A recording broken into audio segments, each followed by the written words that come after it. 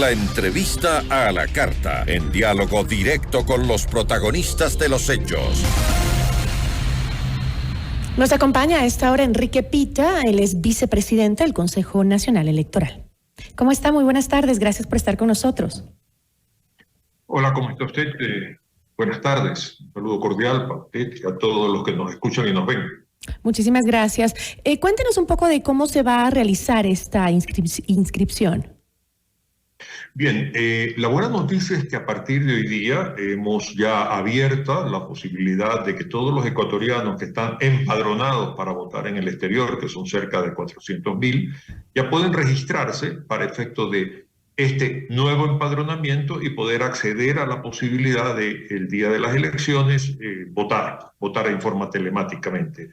Aquí hay dos factores importantes o dos circunstancias importantes. Primero, se pueden empadronar o se pueden registrar hasta el mismo día de las elecciones. No hay un periodo que normalmente se establece de que uno se cambie de domicilio o tiene que... O sea, no hay una fecha máxima para el proceso. Perdóneme. No hay una fecha máxima. Hasta el mismo día del proceso, es correcto. Así es, así es. Ok.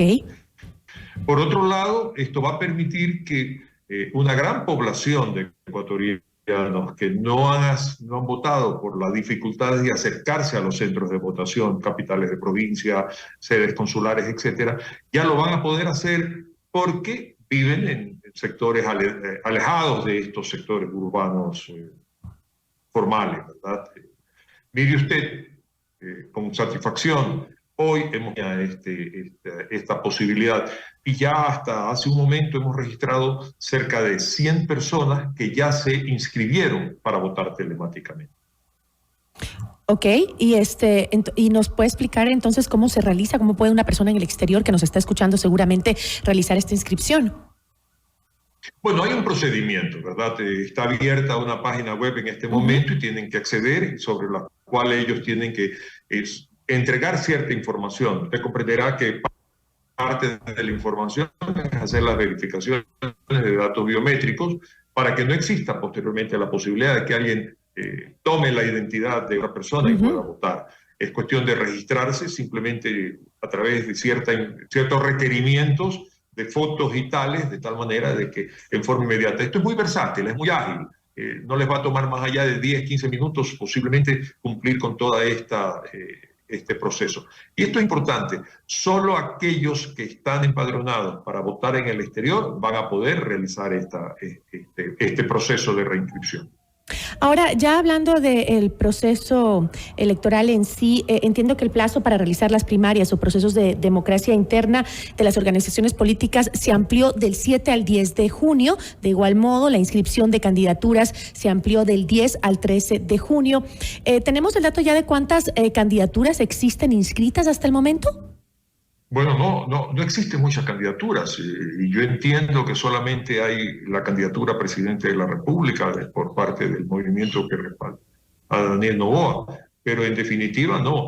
Nosotros aquí en el Consejo Nacional Electoral Matriz tenemos mesas y lo mismo está sucediendo en todas las delegaciones en el país. Tenemos mesas de ayuda para que todas las organizaciones políticas que requieran ayuda de cómo hacer el proceso de ingreso de datos lo puedan hacer y no suceda lo que pasó en el último proceso electoral, de que muchas organizaciones políticas no pudieron hacerlo, se quedaron a medio camino, no completaron el procedimiento y se quedaron sin candidatura. En esta vez nosotros hemos desplegado ancho y largo del país mesas de ayuda en todas las delegaciones. Como le acabo de mencionar, estamos acá listos también en el pleno, en la sede del Consejo Nacional.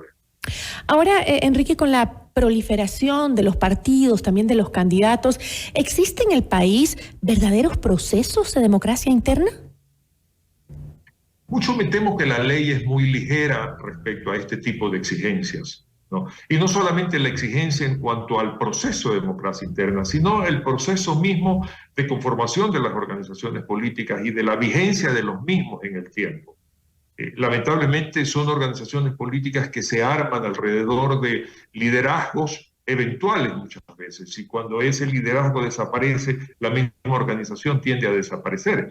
La semana pasada hemos aprobado la creación de no es la creación, sino el derecho a recurrir a la clave para poder recoger firmas de 5 organizaciones más de carácter nacional.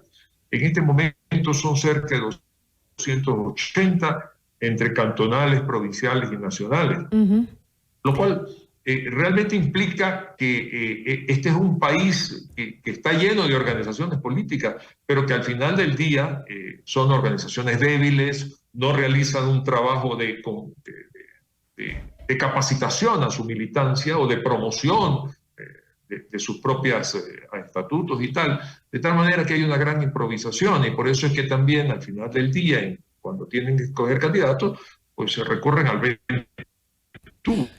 Pero, y a los que están dispuestos. pero Enrique, ¿existe algún tipo de control que pueda ejercer el Consejo Nacional Electoral sobre cómo son electos los binomios que se presentan?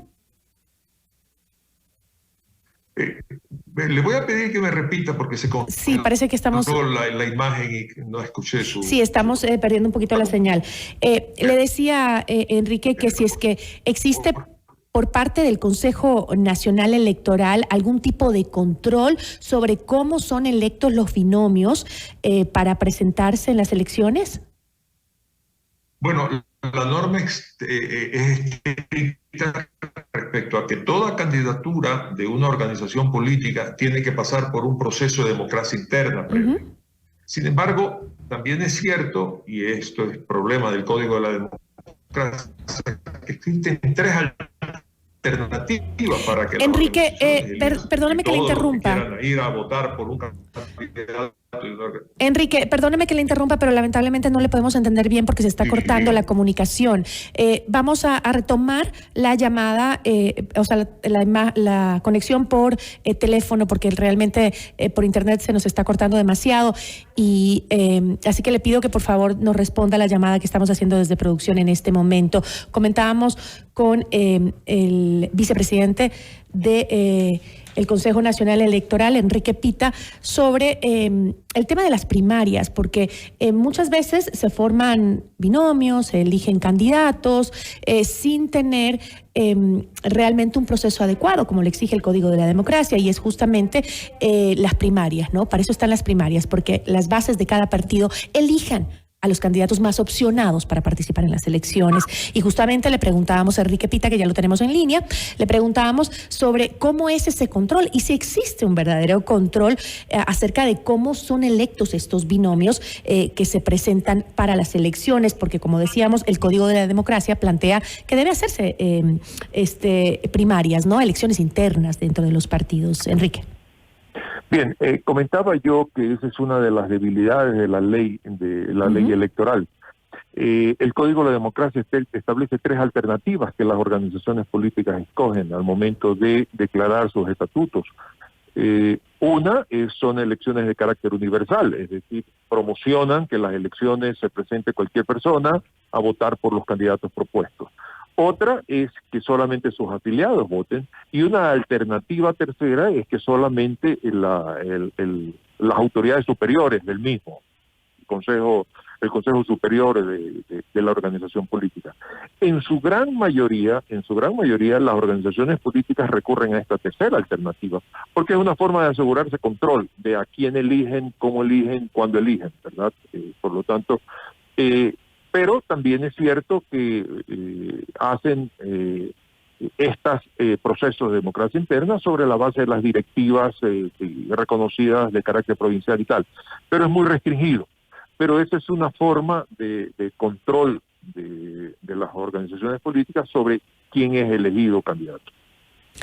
¿Y existe algún partido, por ejemplo, que usted conozca que haya hecho el proceso de elecciones primarias para elegir, por ejemplo, el binomio a presidente y vicepresidente?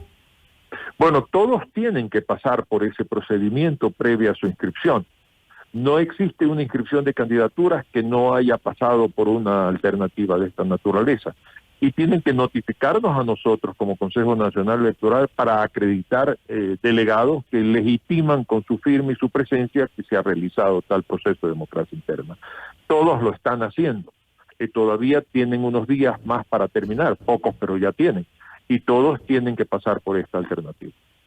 La presidenta del Consejo Nacional Electoral, Diana Tamaín, había señalado que espera que la reciente disposición del Tribunal Contencioso Electoral para que se aplique la paridad de género en las listas electorales de los comicios de agosto próximo no derive en que las mujeres se conviertan en un simple relleno en las papeletas de votación. ¿Usted cree que esto se está cumpliendo así? ¿No se están eligiendo mujeres simplemente para cumplir con la paridad de género y simplemente las toman como un relleno en la papeleta? Bueno, yo tengo que reconocer el hecho de que las organizaciones políticas no realizan un trabajo persistente, permanente, constante, de incorporar a las mujeres a la vida política. No hago juicios de valor respecto a la predisposición o no de ellas de participar en actividades políticas, pero eso es una responsabilidad de las organizaciones políticas, interesarlas, pero darle los espacios también de participación, y no solamente que en algún momento dado decorativos o solamente para llenar una lista de candidaturas. Tienen que participar constante y permanentemente. Pero claro, la decepción que muchas veces existe por parte de las mujeres de integrarse a esta vida política es porque no son consideradas, no son respetadas y no se les dan los espacios. Y son muy violentadas también en el ámbito político. Así es. Yo creo que en este caso, dada la obligación que han tenido las organizaciones políticas, pues van a integrar mujeres. Lo que yo espero es que estas personas, estas mujeres, que están siendo consideradas, comiencen a ejercer la fuerza interna de las organizaciones políticas para que los espacios sean reconocidos, sean mantenidos, pero comiencen a participar también con toda la capacidad que tienen para efecto de ganarse los espacios y obviamente ir adelante en todas estas conquistas y poder presentarse ante la ciudadanía, la organización política, con candidaturas fuertes, formadas y que han tenido la trascendencia previa para que tengan su significación electoralmente en un momento dado. Y fue justamente, Enrique, esa preocupación el motivo de que el CNE decidió en un principio pues saltar la ley y no aplicar la paridad de género. Bien, no hay tal. En realidad fueron varias consideraciones que se hicieron en su momento, incluso con las organizaciones políticas en el Consejo Consultivo. Este es un proceso excepcional. ¿Y cuál es la excepcionalidad? El poco tiempo para llevarlo adelante. Mire usted, por ejemplo, no hay cambios de domicilio, se utilizan el mismo padrón. Vamos a recurrir a los mismos miembros de las juntas receptoras de votos. Es decir, hay una serie de situaciones que tuvieron que ser tomadas e implementadas para poder salir adelante. Nadie habla del derecho, por ejemplo, de los menores que ya cumplieron 16 años y que deberían estar siendo considerados en el padrón. Nadie habla del derecho de los ecuatorianos a cambiarse de domicilio, van a tener que votar con motivo del padrón. Pero todas estas circunstancias se unieron a este tema del porcentaje de participación de mujeres y fue una sola resolución dada la excepcionalidad. Claro, la acción, el esfuerzo, la tenacidad de los grupos de mujeres ante el Tribunal Contencioso Electoral ha hecho que el Tribunal Contencioso Electoral, en este caso específico, se pronuncie y nosotros tengamos que acatar. Alguien podría haber recurrido el tema de los menores, alguien podría haber recurrido el tema de los cambios de domicilio, pero eso no se ha hecho. Y por eso nosotros seguimos con nuestro plan original, salvo esto que estamos obligados a acatar.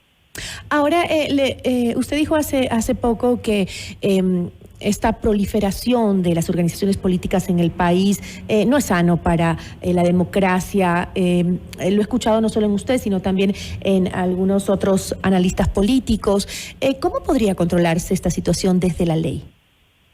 Bueno, primero yo creo que es una responsabilidad también compartida con la ciudadanía, porque al final del día la ciudadanía, a través de su voto, es una forma muy útil de ir discriminando organizaciones políticas que son transitorias, que simplemente participan en.